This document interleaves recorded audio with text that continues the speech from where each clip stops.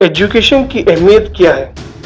आज एक स्टूडेंट के पास इंटरनेट की वजह से पूरी दुनिया की लाइब्रेरी उसके जेब में है, तो ये उसके लिए फायदा है। और सोशल मीडिया ने स्टूडेंट का फोकस वहां से हटा दिया है, तो फिर उसका सॉल्यूशन क्या है? अच्छा, इंडियन एजुकेशन में सर फीस क्यों इतनी हाई होती है? फीस हाई होने की बड़ी वजह एजुकेशन का कॉमर्शियलाइजेशन है, कारोबार बन जाना है। ने आपको एजुकेशन मिनिस्टर बना दिया जाए, तो सर वो कौन सी चीज है और वो कौन से सब्जेक्ट है जिसको आप इम्प्रूव करना चाहेंगे?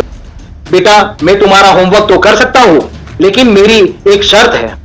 जब तुम बड़े हो जाओगे और तुम्हारी नौकरी की पहली सैलरी मिलेगी, तो क्या वो मेरे अकाउंट में आएगी? स्टूडेंट की तरबियत के लिए टीचर को सॉफ्ट रहना चाहिए, हार्ड रहना चाहिए? As a principal, what is most challenging for you? As a principal आपका क्या मोटो और मकसद है? एज अ प्रिंसिपल मेरा मकसद है क्रिएटिंग थिंकर्स नॉट रोबोट्स। ये सवाल बहुत ही ट्रेंड में है कि बच्चों को अपनी मदर लैंग्वेज में, अपने मदर टंग में उसको एजुकेशन देना चाहिए या इंग्लिश मीडियम में उसको एजुकेशन देना चाहिए। आपको यहाँ तक पहुँचने में कितनी डिफिकल्टीज पेश आई है? आज जब मैं मदनी स्कूल के बच्चों को देखता हूँ तो मुझे लगता है कि मेरे वो स्ट्रगल जाया नहीं गया। अपनी मदनी स्कूल में दीनी तालीम और दीनी उसूल का किस तरीके से लिहाज रखा जाता है?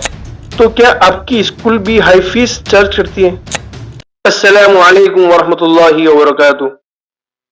दोस्तों, आज के इस पॉडकास्ट में हम इम्पोर्टेंस ऑफ एजुकेशन पर बात करने वाले हैं, क्योंकि एजुकेशन इंसान की पहचान है और कुरान मजीद की पहली वही का आगाज ही लफ्ज इक़रा यानी पढ़ो से हुआ। यानी अल्लाह ताला ने उसी वक्त से इल्म की बुनियाद और एजुकेशन की बुनियाद उसी वक्त से डाल दी थी। इल्म इंसान को तरक्की, डेवलपमेंट और बेहतरीन जिंदगी की राह दिखाता है, और आज के दौर में इल्म ही वो ताकत है जो अंधेरों को मिटाता है और इंसान को खुद अपनी पहचान दिलाता है।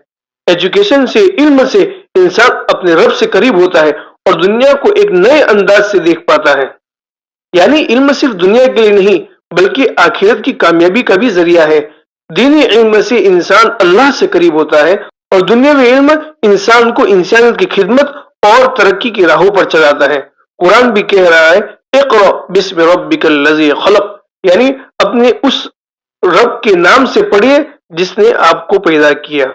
और अल्लाह के नबी सल्लल्लाहु अलैहि वसल्लम ने भी रीडिंग और राइटिंग स्किल सीखने के लिए अपने सहाबा को भेजा था। इसी तरीके से हजरत ज़ैद रज़ियल्लाहु तआला अन्हु से अल्लाह के नबी ने इब्रानी जुबान सीखने का मुतालबा किया। तो आज हमें यह समझना होगा कि दुनियावी तालीम भी कितनी अहमियत रखती है। और इसी टॉपिक इंपॉर्टेंस ऑफ एजुकेशन पर डिस्कस करने के लिए हमने इनवाइट किया है एक मशहूर तालीमी शख्सियत और हमारे मदनी प्राइमरी इंग्लिश मीडियम स्कूल के प्रिंसिपल मिस्टर सुलिया जावेद साहब को, जो तालीम के सफर के न सिर्फ मुसाफिर बल्कि रहनुमा भी है, जिन्होंने आज तक 50 प्लस अवार्ड हासिल किए हैं। उसमें से 3 नेशनल अवार्ड हैं और 6 स्टेट लेवल के अवार्ड उन्होंने हासिल किए हैं, जिन्होंने PhD, MPhil, MSc, MA, MEd, BEd वगैरह की डिग्रियां हासिल की है, और जिनके 2 रिसर्च पेपर भी शाये हुए हैं इंटरनेशनली, जिसमें से एक एआई इन एजुकेशन है और दूसरा है integrating mental health awareness into education in India, जिनका हम शुक्रिया अदा करते हैं कि उन्होंने हमारे पॉडकास्ट के लिए वक्त निकाला, जिनको हमने काफी अरसे से दावत दी थी, लेकिन आज उनको वक्त मिला है और उन्होंने हमारी दावत को एक्सेप्ट किया और वो हमारे वहां तशरीफ लाए हैं। हम उनका शुक्रिया अदा करते हैं और आज हम उनसे सवालात पूछने वाले हैं एजुकेशन के टॉपिक पर। तो सबसे पहला हमारा सवाल यह है कि सर, एजुकेशन की अहमियत क्या है? अस्सलामु अलैकुम वरहमतुल्लाहि वबरकातुहू। बिस्मिल्लाहिर्रहमानिर्रहीम। नहमदु व नसल्ली अला रसूलिल करीम। मैं बहुत शुक्रगुजार हूँ कि आपने मुझे दावत दी ही, और एजुकेशन क्या लफ्ज़ सुनते ही मेरे अंदर एक जुनून पैदा हो जाता है। तालीम सिर्फ डिग्री लेने का नाम नहीं है, बल्कि ये ज़हन के बंद दरवाजे खोलने की चाबी है। मेरे नज़दीक एजुकेशन का असल मकसद इंसान को क्या सोचना है के बजाय कैसे सोचना है सिखाना है। ये आपको दुनिया को समझाने और उसे बेहतर बनाने को हौसला देती है। आपके नजदीक एक अच्छी तालीम की पहचान क्या है? मैनर्स है या मार्क्स है क्या है? बहुत अच्छा क्वेश्चन है आपका। अच्छी तालीम की पहचान मार्क्स, मैनर्स या माइंडसेट, आपने तीनों उन्वान एक के अंदर ही ले लिया है। अगर मुझे चुनना हो तो मैं माइंडसेट को सबसे ऊपर रखूंगा। अच्छा। मार्क्स सिर्फ मेमोरी चेक करते हैं, मैनर्स इंसानियत की बुनियाद है, माइंडसेट ये तय करता है कि आप अपनी नॉलेज और मैनर्स को मुश्किल वक्त में कैसे इस्तेमाल करते हैं। असली तालीम वो है जो आपके किरदार यानी कि कैरेक्टर में नजर आए, सिर्फ रिपोर्ट कार्ड पर नहीं। अच्छा सर, इस सोशल मीडिया के ज़माने में जो कि बच्चे बहुत मोबाइल से करीब है, तो क्या मोबाइल और इंटरनेट और सोशल मीडिया का इस्तेमाल बच्चों के लिए सही है या फिर उससे वो कोई चीज़ हासिल भी कर सकते हैं? यानी सोशल मीडिया उनके लिए फ़ायदेमंद है या नुकसानदेह है? ये आपका सवाल बहुत ही अच्छा है। आपने ये सवाल मुझे गौर फिक्र में डाल दिया है। ये सोशल मीडिया जो दो धारी तलवार है। पहले मैं ले लूंगा पहलू नुकसान। अगर ये सिर्फ एंटरटेनमेंट और वक्त जाया करने का जरिया है तो ये नुकसान है। जी बिल्कुल। और आज एक स्टूडेंट के पास इंटरनेट की वजह से पूरी दुनिया की लाइब्रेरी उसके जेब में है, तो ये उसके लिए फायदा है। सही इस्तेमाल, स्टूडेंट को चाहिए कि वो कंज्यूमर सिर्फ देखने वाला बनने के बजाय क्रिएटर और लर्नर बने। अच्छा, तो सर जो है सोशल मीडिया का जो फोकस स्टूडेंट से हट गया है और सोशल मीडिया ने स्टूडेंट का फोकस वहां से हटा दिया है, तो फिर उसका सॉल्यूशन क्या है? वालिदैन और तालीम, ये दो पहलू है। सोशल मीडिया से फोकस हटना, उसका सॉल्यूशन मैं बता देता हूं कि सोशल मीडिया को डिजिटल एडिक्शन की तरह ट्रीट करना होगा। इसका सॉल्यूशन डिजिटल डेटॉक्स और पर्पस ड्राइविंग ब्राउजिंग है। स्टूडेंट को चाहिए कि वो अपने नोटिफिकेशन बंद रखे और दिन में सिर्फ एक मखसूस वक्त सोशल मीडिया के लिए रखे। तो ये जो तालीम का जो पूरा प्रोसेस है, उसमें सिर्फ प्रिंसिपल और टीचरों का ही जो है शामिल होना और उनकी मेहनत करना काफी है, या पेरेंट्स को भी इसमें साथ देना चाहिए? पेरेंट्स को प्रोसेस में शामिल होना चाहिए, यानी बच्चा क्या सीख रहा है, उस इन चीजों में दुश्वारी है और उसका इंटरेस्ट क्या है। जब पेरेंट्स सिर्फ मार्क्स देखता है तो बच्चा सीखने के लिए नहीं बल्कि रट्टा मारने के लिए पढ़ता है। अच्छा, इंडियन एजुकेशन में सर फीस क्यों इतनी हाई होती है? फीस हाई होने की बड़ी वजह एजुकेशन का कॉमर्शियलाइजेशन है, कारोबार बन जाना है। प्राइवेट इंस्टीट्यूशंस इंफ्रास्ट्रक्चर और फैसिलिटीज के नाम पर ज्यादा चार्ज करते हैं। इसका हल तबाही मुमकिन है जब सरकारी स्कूल्स का मयार क्वालिटी बेहतर हो ताकि कंपटीशन पैदा हो और तालीम सस्ती हो सके। अगर एजुकेशन सिस्टम की जो है कलम आपके हाथ में थमा दी जाए, यानी आपको एजुकेशन मिनिस्टर बना दिया जाए, तो सर वो कौन सी चीज है और वो कौन से सब्जेक्ट है जिसको आप इंप्रूव करना चाहेंगे और वो कौन से सब्जेक्ट है जिसको आप उसमें से रिमूव करना चाहेंगे? ये सवालात वाकई बहुत गहराई और आज के दौर की जरूरत है। अगर कलम मेरे हाथ में हो, अगर मुझे सिस्टम तब्दील करने का मौका मिले तो मैं ये तब्दीलियां लाऊंगा।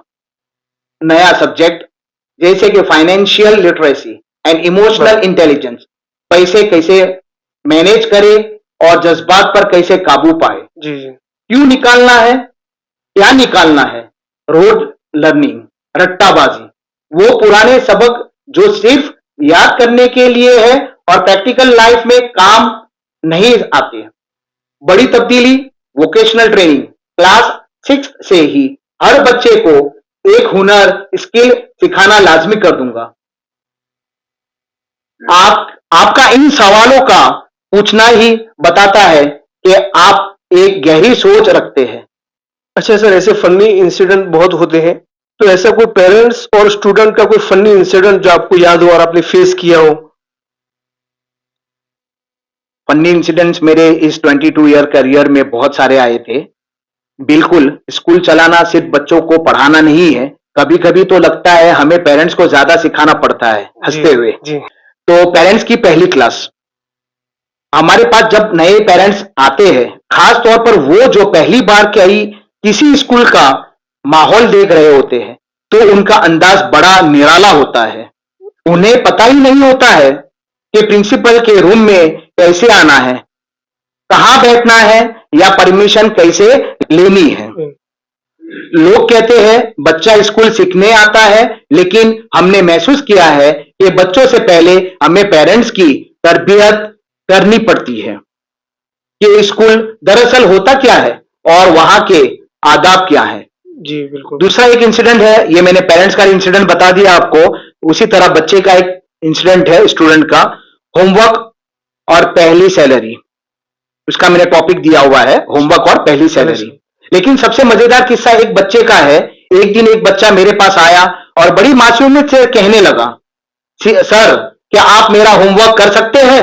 मैंने उसकी तरफ देखा और मुस्कुराकर कहा, बेटा मैं तुम्हारा होमवर्क तो कर सकता हूं, लेकिन मेरी एक शर्त है, जब तुम बड़े हो जाओगे और तुम्हारी नौकरी की पहली सैलरी मिलेगी तो क्या वो मेरे अकाउंट में आएगी?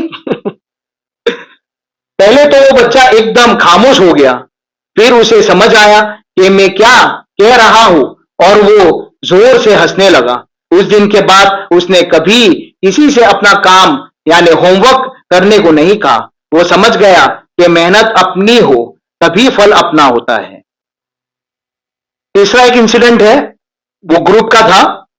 बच्चे क्लास के अंदर ग्रुप के अंदर इस तरह से आते हैं कि सबके जवाब हम एक जैसे रखेंगे। जी। तो एक साथ पूरा लेट आए थे बच्चे क्लास में। एक बार 4 बच्चे स्कूल लेट आ गए। उन्होंने मुझसे कहा, सर रास्ते में हमारी कार का एक टायर पंक्चर हो गया था, इसलिए हम लेट हो गए। मैंने मुस्कुराकर कहा, ठीक है कोई बात नहीं, लेकिन मैं तुम्हारा एक छोटा सी टेस्ट लूंगा। चारों अलग अलग कमरों में यानी रूम में जाओ और पेपर पर सिर्फ एक सवाल का जवाब दो। बच्चों ने कहा, ठीक है सर, सवाल क्या है? तो मैंने कहा बच्चों से, सवाल सिर्फ यही है कि कार का कौन सा टायर पंक्चर हुआ था। तो वो चारों बच्चों ने अलग अलग कमरों के अंदर लिखा और उन्होंने फिर चारों के पर्चों के अंदर जवाब अलग अलग थे। किसी ने कहा दाया था, किसी ने कहा बाया था, किसी ने कहा पीछे का था, किसी ने कहा पीछे का बाया का था। तो इस तरह से चारों के आंसर मिल गए। बच्चे भी समझ गए कि सर भी बहुत उस्ताद है। अच्छा सर, अभी यहाँ पर सवाल रोके, मैं प्राउड फील करूंगा कि हमारे मदनी स्कूल को ऐसा प्रिंसिपल मिला है, जो कि आपने जो भी इंसिडेंट बताया उससे ऐसा महसूस होता है कि इस तरीके से तरबियत करने वाला वही शख्स है जिसके अंदर कुड़न हो, एजुकेशन की एक अहमियत उसके दिलों के अंदर बैठी हुई है, और एक एक्सपीरियंस टीचर ही ऐसा कर सकता है। तो उसके लिए मैं आपको मुबारकबाद पेश करूंगा। जज़ाकल्लाह। स्टूडेंट की कामयाबी की असली पहचान क्या है? कामयाब स्टूडेंट वो नहीं जिस बैग में सबसे ज्यादा किताबें या मार्कशीट पर 99% हो। असली पहचान क्यूरियोसिटी यानी तजस्सुस है।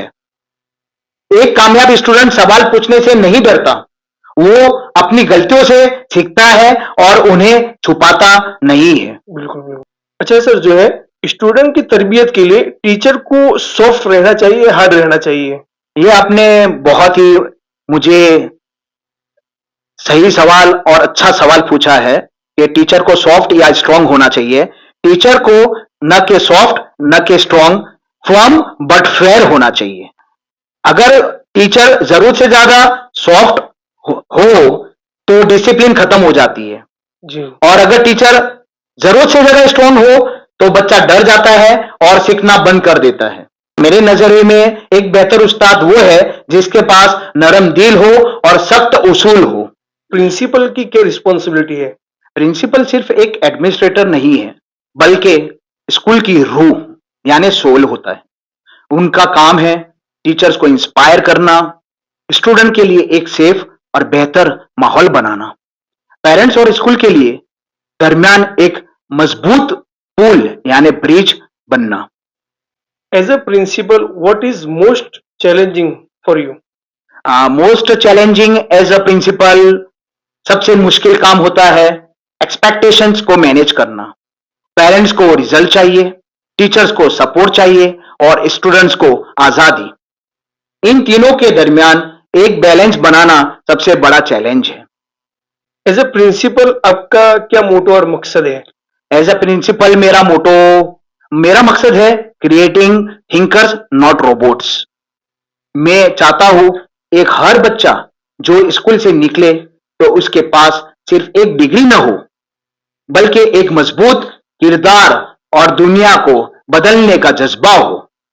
ये सवाल बहुत ही ट्रेंड में है कि बच्चों को अपनी मदर लैंग्वेज में, अपने मदर टंग में उसको एजुकेशन देना चाहिए या इंग्लिश मीडियम में उसको एजुकेशन देना चाहिए? आपका ये क्वेश्चन बहुत ट्रेंडिंग है, इंग्लिश मीडियम या मदर टंग। जी। इसके पर सरकार भी बहुत सारे ला रहे हैं, जैसे कि यूपीएससी की एग्जाम्स भी लैंग्वेजेस में होने लगी, पहले सिर्फ इंग्लिश में होती थी। रिसर्च ये कहती है कि प्राइमरी एजुकेशन, शुरुआती तालीम मदर टंग में होनी चाहिए, ताकि बच्चों को पता चले कि ए फॉर एप्पल, एप्पल यानी सेब। इस तरह बच्चे अपनी जबान में कंसेप्ट को जल्दी समझते हैं। इंग्लिश को एक जबान, लैंग्वेज के तौर पर सीखना चाहिए, न कि जहनत, इंटेलिजेंस का मयार बनाना चाहिए। मगर ग्लोबल दुनिया से जुड़ने के लिए आगे चलकर इंग्लिश पर महारत भी जरूरी है। अच्छा सर, अब थोड़े पर्सनल सवाल पर आते हैं। तो उसमें से पहला सवाल ये है कि आपका फेवरेट सब्जेक्ट कौन सा है? आपने ये थोड़ा पर्सनली सवाल पूछना शुरू कर दिया है। मेरा फेवरेट सब्जेक्ट है साइंस, मैथ्स, साइकोलॉजी और रिसर्च। अब सबसे पहले मैं आपको बताऊंगा कि मैथ्स क्यों, क्योंकि मैथ्स लॉजिक के लिए होता है। मैथ्स सिर्फ नंबर का नाम नहीं है, यह हमें लॉजिक सिखाता है, यह हमें सिखाता है कि हर प्रॉब्लम का एक सॉल्यूशन जरूरी होता है, बस सही फॉर्मूला लगाने की देर है। साइंस डिस्कवरी, साइंस हमें क्यों और कैसे पूछना सिखाता है। यह हमें अंधेरा मिटाकर रोशनी की तरफ ले जाती है। जब तक बच्चा क्यों नहीं पूछेगा, वो साइंटिस्ट नहीं बनेगा। बिल्कुल बिल्कुल। इसी तरह साइकोलॉजी, ये मेरा सबसे पसंदीदा हिस्सा है। एक टीचर या प्रिंसिपल होने के नाते जब तक मैं बच्चे के जहन, माइंड को नहीं समझूंगा, मैं उसे पढ़ा नहीं सकता। अब इसी तरह मैंने कहा था रिसर्च भी है मेरा इंटरेस्ट। तो रिसर्च यानी ग्रोथ, और इन सब को जोड़ता है रिसर्च। रिसर्च का मतलब है हमेशा सीखते रहना। अक्सर ऐसा होता है कि जैसे कोई डॉक्टर है तो उसके फैमिली बैकग्राउंड भी सब डॉक्टर है, उसके मदर फादर सब। तो जैसे आप भी एक टीचर है, तो आपका फैमिली बैकग्राउंड भी टीचर वाला है या फिर आप अपने खानदान में अकेले टीचर हैं? फैमिली बैकग्राउंड के बारे में आप कह रहे हैं, नहीं, मेरा फैमिली बैकग्राउंड टीचिंग लाइन से नहीं है, लेकिन मेरा फैमिली बैकग्राउंड बिजनेसमैन से है। लेकिन मैंने अपना टीचिंग लाइन फैमिली बना दिया है। एक बिजनेसमैन फैमिली से होने के बावजूद टीचिंग लाइन को अपना मकसद बनाना एक बहुत बड़ी तब्दीली और विजनरी सोच है। मैंने दरअसल एक लेगेसी, नस्लों तक चलने वाला काम शुरू किया है। बिजनेस से टीचिंग में आने का मतलब है कि अपने मुनाफा, प्रॉफिट के बजाय इन्वेस्ट किया है इंसानों पर, यानी स्टूडेंट पर। सर, आपको यहाँ तक पहुंचने में कितनी डिफिकल्टीज पेश आई है? ये सवाल मैंने इसलिए पूछा है ताकि स्टूडेंट को पता चले कि एक जगह तक पहुंचने में कितनी सारी मुसीबतें और कितनी मेहनत करनी पड़ती है। दुनिया में आज मुझे एक प्रिंसिपल के तौर पर देखती है, लेकिन इस मुकाम के पीछे एक लंबा और मुश्किल सफर है। मैं एक बिजनेसमैन फैमिली से ताल्लुक रखता हूं, जहां बचपन से सिर्फ कारोबार और मुनाफा की बातें सुनी थी। हमारी कम्युनिटी में टीचिंग लाइन को करियर के तौर पर देखना बहुत अनोखी बात है। मैंने 2005 में ग्रेजुएशन और 2006 में बीएड किया, लेकिन हालात और माहौल ऐसे थे कि मुझे अपनी तालीम रोकनी पड़ी। वो 7 साल का गैप मेरी जिंदगी का सबसे बड़ा इम्तिहान था। लोग समझते थे कि बस अब यही भी बिजनेस में लग जाएगा, लेकिन मेरे अंदर एक आग थी, एक जुनून था। 2013 में मैंने वो किया जो लोग सोच भी नहीं सकते। मैंने दोबारा किताब उठाई, अपनी एजुकेशन शुरू की, एमए मुकम्मल किया, उसके बाद मैंने एमएससी में दाखिला लिया। उसके बाद मेरी सफर शुरू हो गया। एमएससी के बाद मैंने अपना एमएड कंप्लीट किया डिस्टिंक्शन के साथ, और कॉलेज के अंदर फर्स्ट लाया। उसके बाद फिर मैं एमफिल में एंट्रेंस एग्जाम दी, एंट्रेंस एग्जाम में पास हो गया। तो मैंने कहा कि अल्लाह ताला ने मेरे लिए यही रास्ता खोल दिया है। तो मैंने एंट्रेंस में पास होकर एमफिल कंप्लीट किया, लेकिन अल्लाह को कुछ और मंजूर था। एमफिल कंप्लीट करने के बाद एमफिल बंद हो गया, यानी गवर्नमेंट ने एमफिल कोर्स ही निकाल दिया। फिर एमफिल के बेस पर मुझे पीएचडी में एडमिशन दाखिला मिला और मैं अल्हम्दुलिल्लाह पीएचडी स्कॉलर की डिग्री हासिल कर चुका हूं। एक बिजनेसमैन के बेटा होने से लेकर डॉक्टर बनने तक का सफर आसान नहीं था। मैंने लोगों के तंज यानी लोगों के क्रिटिसिज्म भी सहे और रातों की नींद भी कुर्बान की। आज जब मैं मदनी स्कूल के बच्चों को देखता हूं तो मुझे लगता है कि मेरे वो स्ट्रगल जाया नहीं गया। मैंने बिजनेस छोड़कर इंसानों की खेती करने का रास्ता चुना है और यही मेरी जिंदगी की सबसे बड़ी कामयाबी है। अपनी मदनी स्कूल में दीनी तालीम और दीनी उसूल का किस तरीके से लिहाज रखा जाता है? मदनी स्कूल को सेफ्टी और उसके लिहाज से हमने पर्दा, इखलाक और गुफ्तगू के आदाब पर सख्ती से अमल किया है ताकि बच्चे एक पाकीज़ा माहौल में परवान चढ़ सके। From study, which activities are carried out in our school? Extra curricular activities के बारे में बात कर रहे हैं आप। देखिए, दुनिया अब बदल चुकी है। सिर्फ रिपोर्ट कार्ड के मार्क्स बच्चे को कामयाब नहीं बनाते। मदनी स्कूल में हमारा मकसद ऑलराउंड डेवलपमेंट है और इसके लिए हमने एक पूरा इकोसिस्टम तैयार किया है। हम बच्चों के डर को खत्म करने के लिए एलोकेशन और डिबेट्स कराते हैं ताकि वो दुनिया के सामने बोल सके। हम उनकी जहनी रफ्तार के लिए मैथ्स क्विज, स्पेल बी और आईटी कंपटीशन मुनाकिद करते हैं। लेकिन हम सिर्फ दिमाग पर काम नहीं करते, हम उनकी क्रिएटिविटी और प्रॉब्लम सॉल्विंग पर भी फोकस करते हैं। हमारा यहाँ साइंस, मैथ्स और पजल फेयर होते हैं जहां बच्चे कल के साइंटिस्ट बनते हैं। पेपर क्राफ्ट और ड्राइंग से उनका आर्ट निखरता है। ट्रेजर हंट और रोल प्लेस के जरिए हम उन्हें क्रिटिकल थिंकिंग और एम्पैथी सिखाते हैं। यहां तक कि पिक एंड स्पीक और ऐसे राइटिंग से उनकी सोच में गहराई आती है। मेरा बिजनेसमैन बैकग्राउंड मुझे सिखाता है कि प्रोडक्ट हर तरह से परफेक्ट होना चाहिए और मेरी पीएचडी रिसर्च मुझे बताती है कि हर बच्चा अलग तरह से सीखता है।